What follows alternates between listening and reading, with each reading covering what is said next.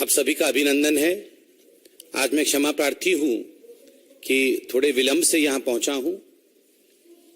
बंधुगण, आप सभी जानते हैं कि आज राहुल गांधी जी ने एक वीडियो जारी किया है और उस वीडियो में उन्होंने वही बातें की हैं जो पहले भी करते रहे हैं। संघ के विषय में, भारतीय जनता पार्टी के विषय में और देश को गुमराह करने की कोशिश, यही राहुल गांधी जी की कोशिश पहले भी रही है और आज भी यह गुमराह करने वाली कोशिश जारी है।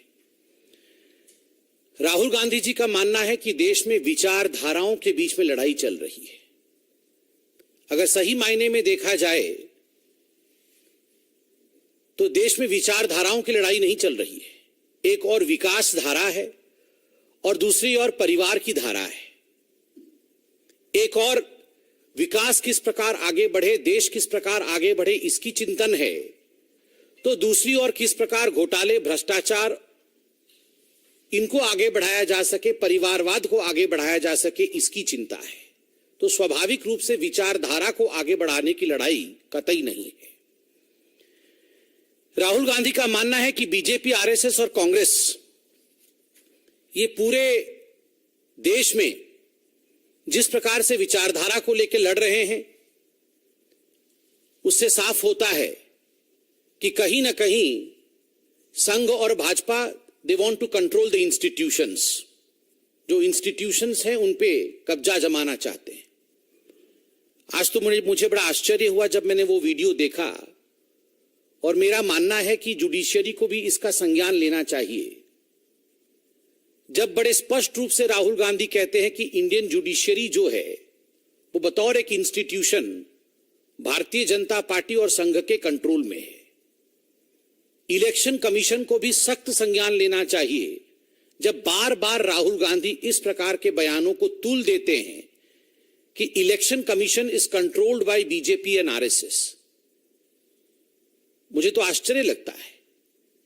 अभी कुछ दिनों पहले जब कर्नाटक में कांग्रेस की जीत हुई, उस समय इलेक्शन कमीशन बिल्कुल ठीक था।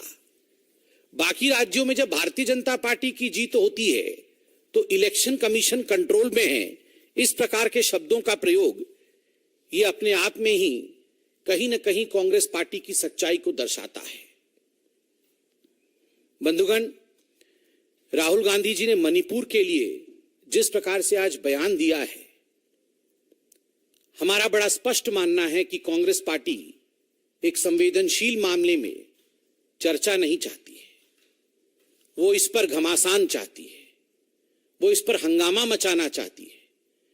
कहीं ना कहीं राजनीतिक रूप से इससे कैसे लाभ लिया जा सके, उसकी चेष्टा में कांग्रेस पार्टी लगी है। How to derive some political benefit out of it, this is the motive of the Congress party rather than going into debate and discussion on the issue of Manipur. देश के इतिहास में पहले कभी ऐसा नहीं हुआ कि देश के गृह मंत्री एक क्षेत्र में 3 दिनों तक प्रवास उन्होंने किया। पूरे विषय को समझने के पश्चात जब पार्लियामेंट के सेशन में माननीय गृह मंत्री जी ने स्पष्ट रूप से खड़गे साहब को चिट्ठी लिखकर सिलसिलेवार तरीके से समझाया कि किन बिंदुओं पर चर्चा होनी चाहिए, कैसी चर्चा होनी चाहिए पार्लियामेंट में, और भारतीय जनता पार्टी मणिपुर को लेकर हर विषय पर चर्चा के लिए सदन के पटल पर तैयार है, लोकतंत्र के मंदिर में तैयार है, मगर उसके बावजूद चर्चा नहीं होने देना, despite this call for discussion, not allowing any kind of discussion on Manipur on the floor of parliament, only projects the fact that Congress and certain political parties in this country want to derive political benefit and political dividend rather than trying to give a healing touch. एक solution और चर्चा के माध्यम से शांति बहाली, यह कोशिश राहुल गांधी जी की नहीं है, यह कोशिश कांग्रेस की नहीं है। मोहब्बत की दुकान के बारे में केवल बोलते हैं। मोहब्बत की दुकान वास्तविक रूप में यह उनका ईमान नहीं है। बंधुगण, नाम में इंडिया क्या डाल दिया है, राहुल गांधी जी को ऐसा लग रहा है कि चुनाव ही जीत गए हैं। नाम से नहीं काम से होता है। काम चोरी का, नाम इंडिया तो सोच रहे हैं कि कमाल हो जाएगा। काम घोटाले का नाम इंडिया रख दिया है तो सोच रहे हैं कि लोग गुमराह हो जाएंगे। काम भ्रष्टाचार का और नाम इंडिया रख दिया है तो सोच रहे हैं कि 2024 का चुनाव जीत जाएंगे। अभी भी देश के जहन में 2G स्पेक्ट्रम घोटाला, CWG, कोल घोटाला, ये सारे घोटाले अभी भी लोगों के जहन में साफ तरह से अंकित है। लोग इन घोटालों को इंडिया के साथ पर्यायवाची नहीं मानते हैं। और माननीय प्रधानमंत्री जी ने बिल्कुल स्पष्ट रूप से कहा, गुमराह करने के उद्देश्य से ईस्ट इंडिया कंपनी ने अपने नाम में इंडिया रखा ताकि लोगों को यह भ्रम लगे, लोगों में यह भ्रम हो जाए कि मानो ईस्ट इंडिया कंपनी इंडिया के लिए काम कर रही है, भारतवर्ष के लिए काम कर रही है, मगर वो सच्चाई नहीं थी। वो लूटने के काम में व्यस्त थी। ईस्ट इंडिया कंपनी लूट रही थी। ठीक उसी प्रकार popular front of India, PFI, बड़ा पॉपुलर होगा और इंडिया के लिए मानो जान दे देगी, जान ले रही थी। हाथ काट रहे थे प्रोफेसर के, ये जान बचाने की काम नहीं कर रही थी। उसमें इंडिया था। उसका अर्थ ये नहीं है कि लोग भ्रमित हो जाएंगे। सिमी जैसे आतंकी संगठन में भी गुमराह करने के उद्देश्य से इंडिया नाम को डाला गया है। इंडिया नाम के डालने से लोग गुमराह हो जाएंगे, ऐसा नहीं है। बड़ा आश्चर्य का विषय है, राहुल गांधी जी की इमैच्योरिटी देखिए, अपरिपक्वता देखिए। इतने वर्षों तक जिस प्रकार का काम उन्होंने किया है, जनता वह काम देखेगी या अभी उन्होंने इंडिया जोड़ के जो नाम दिया है उस नाम को देखेगी? बंधुगण, अंग्रेजों ने भी यही किया था। A.O. ह्यूम को ला करके इंडियन नेशनल कांग्रेस पार्टी के नाम में इंडियन नेशनल कांग्रेस जोड़ करके अंग्रेजों ने एक पार्टी बनाई थी।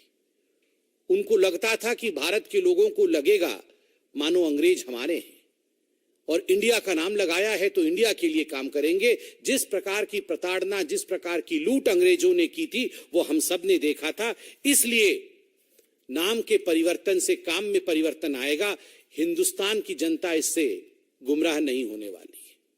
बंधुगण, कभी कभी तो मैं भी सोचता हूं कि अगर नाम में ही सब कुछ रखा होता तो राम मंदिर बनाने की आवश्यकता क्यों होती? सीताराम येचुरी जी जो थे, उसमें मां सीता के नाम का भी वर्णन है, राम भी है। तो क्या सीताराम येचुरी जी के नाम रहने से हम उनकी वंदन शुरू कर देंगे, हम उनकी पूजन शुरू कर देंगे? नाम से नहीं, काम से। इसलिए काम महत्वपूर्ण है। और आज पूरे विश्व में आप देख लीजिए, पूरे विश्व के जितने भी राष्ट्राध्यक्ष हैं आज मोदी जी के गले लग रहे हैं, मोदी जी को मान रहे हैं, मोदी जी को ससम्मान रिसीव कर रहे हैं। और जो हाईएस्ट सिविलियन अवार्ड है वो मोदी जी को और भारतीयों को दिया जा रहा है। क्यों दिया जा रहा है? भारत के प्रति, हमारे सरकार के प्रति, मोदी जी के प्रति ये सम्मान की भावना इसलिए है क्योंकि जितने भी विदेशी देश हैं इनको पता है, इन राष्ट्राध्यक्षों को पता है कि 24 के चुनाव में आएगा तो मोदी ही। उनको पता है संबंध ठीक रखना है ताकि भविष्य में इन्वेस्टमेंट और देश के साथ जो बिजनेस होने वाला है वो इन्हीं के माध्यम से होगा। और भारत विश्व में एक ताकत के रूप में उभर रहा है। इसी कारण से केवल मोदी जी नहीं, मोदी जी के माध्यम से 135 करोड़ भारतीयों की सम्मान की बात आज तमाम देश, चाहे वो इंग्लैंड हो, चाहे वो अमेरिका हो, वो कर रहे हैं। बंधुगण, ये लड़ाई साधारण नहीं है। हमारी लड़ाई नाम से नहीं है, हमारी लड़ाई उन लोगों से है जो भारत को राष्ट्र नहीं मानते। ये कांग्रेस पार्टी और उनके अध्यक्ष राहुल गांधी ये भारत को राष्ट्र तक नहीं मानते। ये कहते हैं ये तो राष्ट्र नहीं है, this is not a nation, this is union of states. हमारी लड़ाई उन लोगों से है जो इंडिया की आर्मी के चीफ को सड़क के गुंडे कहते हैं। उनके नाम में इंडिया आ जाने से इंडिया को कोई लाभ नहीं होने वाला है। हमारी लड़ाई उन ताकतों से है जो पाकिस्तान में जाके नरेंद्र मोदी जी को किस प्रकार से हटाना है उसका षड्यंत्र करते हैं और उनका नेता कहते हैं मोदी को हटाना होगा और भारत में हमारी सरकार को लाना होगा। नाम में इंडिया आ जाने से जो पाकिस्तान परस्त उनके मन के अंदर बैठा हुआ है ना, वो नहीं हट जाता है, वो दाग नहीं धुलते हैं। ये दाग धुलने वाले दाग नहीं। सर्जिकल स्ट्राइक और एयर स्ट्राइक पर हमला करने वाले लोग आज अपने नाम पे इंडिया लगाने से कोई सर्जिकल स्ट्राइक और एयर स्ट्राइक के विषय में जो उन्होंने कहा था वो दाग धुल नहीं जाएगा। नाम इंडिया रखने से भारत की प्रतिमूर्ति भगवान राम को जिन्होंने नकारा था, आज उनका वो पाप नहीं धुलेगा। इसलिए कहीं ना कहीं जो लोग धारा 370 को फिर से वापस लाना चाहते हैं, वह धारा 370 जो भारत को बांटने का काम करता है कश्मीर से, वो लोग नाम इंडिया रखने से इंडिया के नहीं हो जाते या इंडिया के हितैषी नहीं हो जाते हैं। इसलिए people of India know what is good for India and who is working for India relentlessly. They know very well that their Prime Minister Narendra Modi is working for India relentlessly, for the growth of this country relentlessly, and he is going to be the Prime Minister in 2024. Thank you, my friends.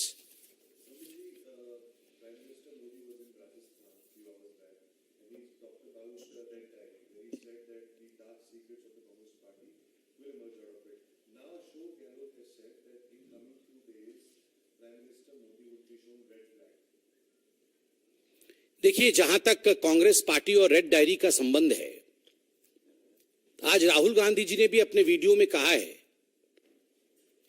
कि कहीं ना कहीं Bharatiya Janata party और संघ जो है वो देश के विचारधारा के साथ और उनके विचारधारा के साथ लड़ रही है। अगर सही मायने में कहीं लड़ाई हो रही है वो तो कांग्रेस के अंदर ही लड़ाई हो रही है। आप देख लीजिए, आज इस लाल डायरी को लेकर जिस प्रकार से कांग्रेस के अंदर फूट पड़ी हुई है, तो स्वाभाविक रूप से जो आज माननीय प्रधानमंत्री जी ने कहा है, ये कहीं ना कहीं कांग्रेस के अंदर बौखलाहट उत्पन्न करता है। और इसी कारण से लाल झंडे दिखाने की बात गहलोत जी राजस्थान में कर रहे हैं। लाल झंडा तो राजस्थान की जनता ने गहलोत सरकार और कांग्रेस की सरकार को दिखाने का काम आरंभ किया है।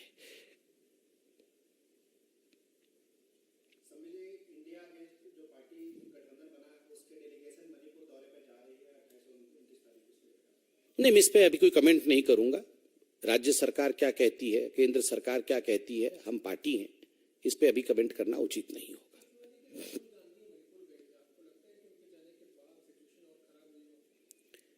देखिए, as far as Manipur is concern, अभी पार्लियामेंट चल रहा है और स्वाभाविक रूप से आप सभी ने देखा है, माननीय गृह मंत्री जी ने पार्लियामेंट के पटल पर कहा है कि हम सब और सरकार मणिपुर पे वृहद चर्चा करने के लिए, हर विषय पर चर्चा करने के लिए तैयार है। ऐसे में मैं पार्टी के पटल पर से कुछ कहूं ये उचित नहीं होगा। मेरा मानना है, जब देश के लोकतांत्रिक मंदिर में चर्चा के लिए सरकार तैयार है तो विपक्ष को संपूर्णतः तैयारी के साथ आना चाहिए और चर्चा में भाग लेना चाहिए। राहुल गांधी जी के जाने से भड़का है, क्या स्थिति हुई है मणिपुर में, यह भी चर्चा का विषय पार्लियामेंट में होना चाहिए।